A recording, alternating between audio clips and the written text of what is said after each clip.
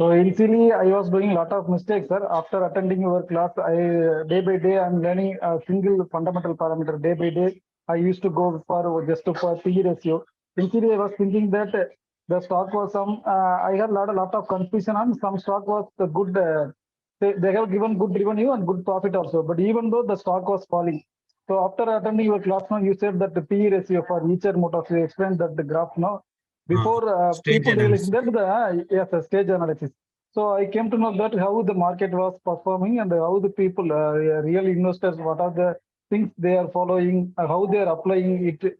It makes sense, sir. So I have learned a lot of things that.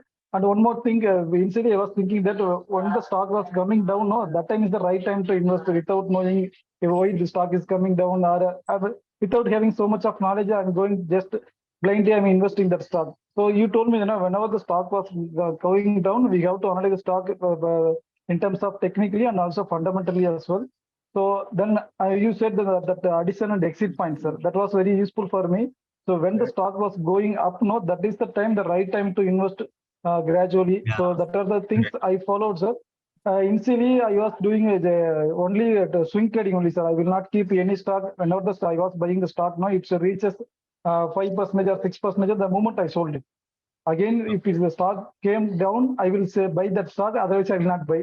So I miss a lot of opportunity initially. If you even if you are giving some stock recommendation, no, I will not buy the blindly, sir. I'm Very just good. applying that is.